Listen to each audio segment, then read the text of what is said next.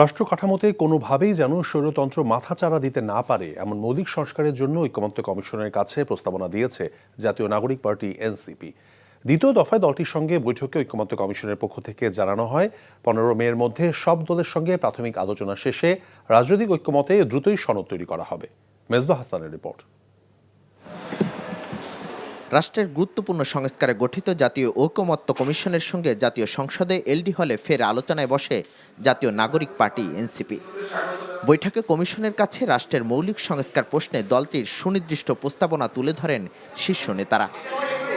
মৌলিক সংস্কারের মূল ভিত্তিগুলো অর্জন করতে সাংবিধানিক ও রাষ্ট্রীয় কাঠামো থেকে স্বৈরতন্ত্রের মূলোৎপাটন করার দাবি জানান এনসিপির সদস্য সচিব। বাংলাদেশ যেন অতীতের মতো ফেসিবাদী এবং স্বৈরতান্ত্রিক শাসন কাঠামোর মধ্যে না থেকে গণতান্ত্রিক উত্তরণের পথে নিজেদেরকে সামিল করতে পারে। মৌলিক সংস্কার বলতে শুধুমাত্র নির্বাচনী কোনো ব্যবস্থার সংস্কার নয়, ক্ষমতার ভারসাম্য, জবাবদিহিতা এবং বিকেন্দ্রীকরণ, এই তিন বিষয়কে অর্জন করাই হচ্ছে মৌলিক সংস্কারের মূল ভিত্তি। বৈঠকে অধ্যাপক আলী রিয়াজ জানান, গণতান্ত্রিক রাষ্ট্র প্রতিষ্ঠায় জাতীয় ঐকমত্য কমিশনের নেয়া নানা পদক্ষেপের কথা। এটি পর্যালোচনা করার মধ্য দিয়ে দ্বিতীয় পর্যায়ের আলোচনায় এর একটি প্রতিফলন থাকবে বলে আমরা মনে করি, আমরা আশা করি। আলোচনার ক্ষেত্রে আমরা যেটা বারবার বলেছি, আলোচনা আনুষ্ঠানিক অনানুষ্ঠানিক বিভিন্নভাবে অগ্রসর হচ্ছে এবং তার মধ্য দিয়ে আমরা চেষ্টা করছি একটি জাতীয় সনদ তৈরি করতে, যার লক্ষ্য হচ্ছে ভবিষ্যতে বাংলাদেশের একটি গণতান্ত্রিক রাষ্ট্র প্রতিষ্ঠার একটা পথরেখা তৈরি করা।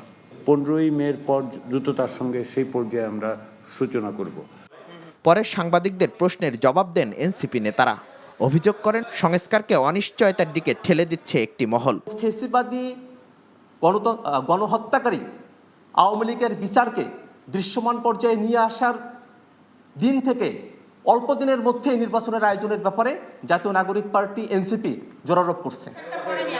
শান্তিপূর্ণভাবে ক্ষমতা হস্তান্তর দেশের জন্য বড় সমস্যা জানিয়ে নির্বাচনকালীন সরকারের কথা জানায় এনসিপি। প্রশ্নটা উঠেছে যে মাইনর সংশোধনী। Misbah Hasan, NTV news, Dhaka.